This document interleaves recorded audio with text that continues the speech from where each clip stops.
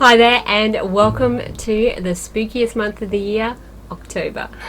I hope you're ready for some delightfully spooky content because for the month of October, that's all I'm going to give you. Sorry, not sorry. Stick around to the end of the video as well where I announce the winners of my giveaway that I had recently. Today I'm going to be going through one of my most often requested tutorials of late, how to make this guy. To make this design can get away with using 260s if that's all you have.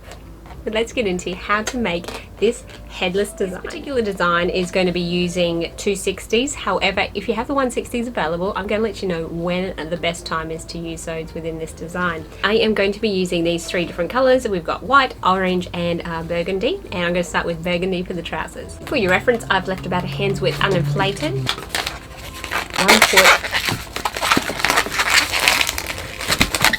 Followed by a pinch twist.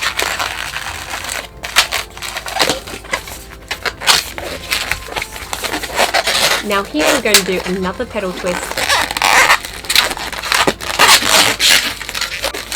a pinch twist, another pinch twist, and so far we're having something that looks like this. Now when doing these petal twists you can go for the same size as the foot if you like. Mine are slightly smaller than what I've done for the foot.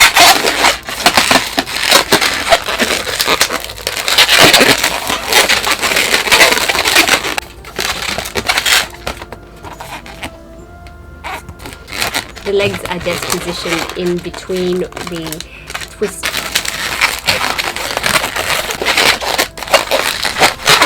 Twist that off, and just to finish it,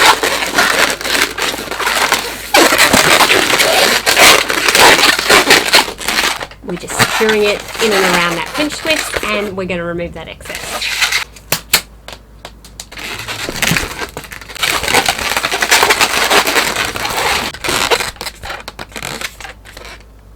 Position your pinch twist in between the back there.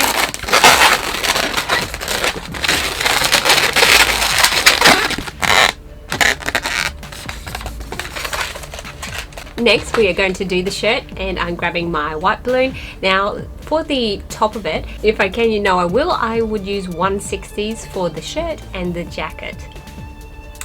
The reason for that is I think that it balances out very nicely with the 260s for the legs, and so it doesn't get too bulky up top. Rest assured it will still look frightfully delightful if you use 260s.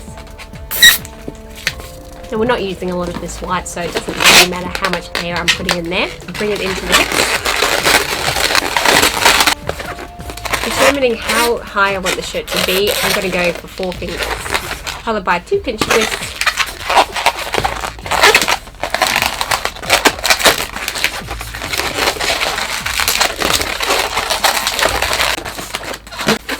And we're going to come back down into the hip area. So making this white shirt at the same length with this bubble as we have here.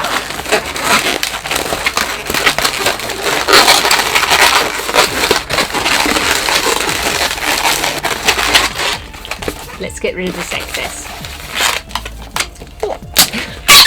So you can see how not a lot there was actually used. So next I'm going for the jacket. Okay, we're going to start off with another petal twist.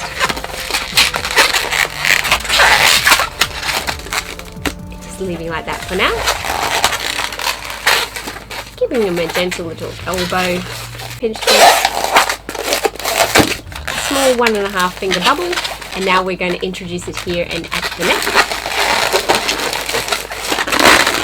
And creating the back of our jacket, we're going to have the orange join the white down here in the hip area.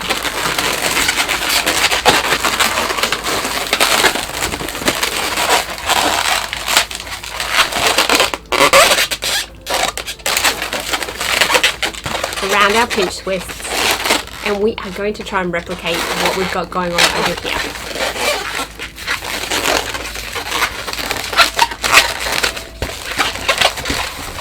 Now I'm running out of a little bit of air here, so I could have afforded to put a little bit more in, but that's okay. Just going to take a bit off the end there.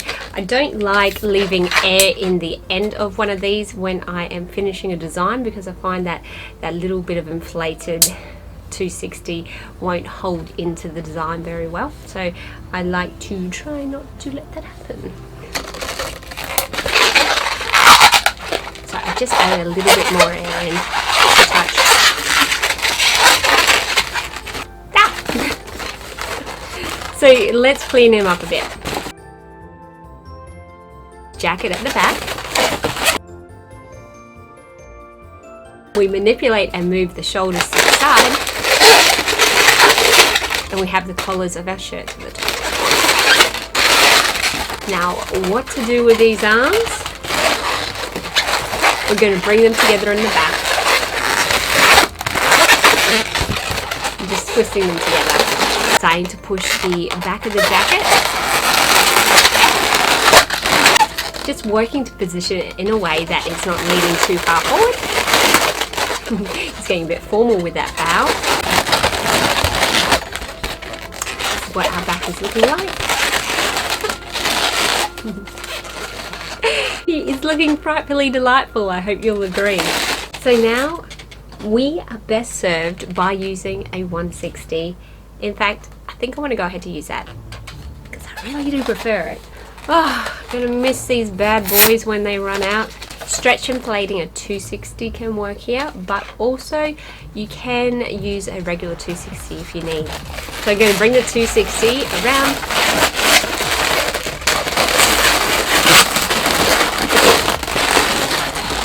Keeping it nice and firm and close to the pinch twist.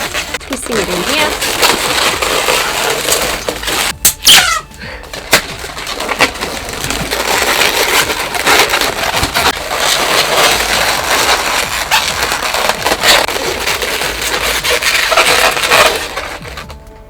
Going to go ahead to stretch and plate this scrap 260 that I have.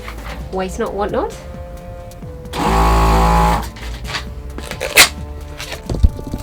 I am going to bring it in here to the neck. We want to try and get this snuggled in nice and close to the pinch twist. Twisting off a nice small bubble, and I followed it up with a 3-finger bubble for the rest of the necktie. Remove your excess. Now give yourself a reasonable tail here when you tie up. You don't want to do it close to the inflated part of the bubble. Just going to go through the middle.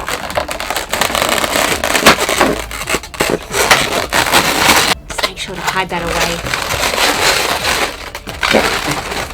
And there we have it. We have our headless guy. Excuse me. When you're preparing the head for the body, just be mindful of what scrap you might use to secure your raisin and match it to the color that you are doing the shirt with, and that way it can help make that connection a little bit more discreet. So I hope you enjoyed learning how to make the body of this not so spooky fellow.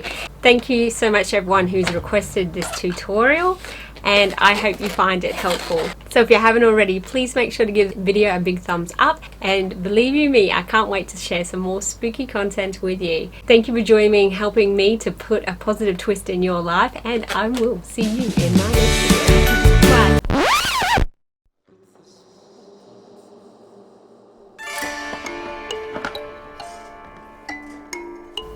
I think I want to try and make Frankenstein's hair here. Am I crazy? I think I am. Let's do this. Can you see the fear in my eyes?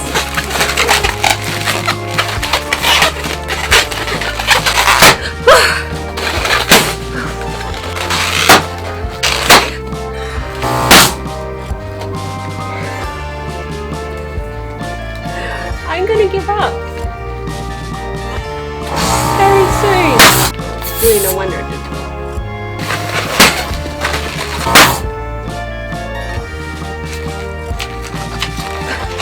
Somehow.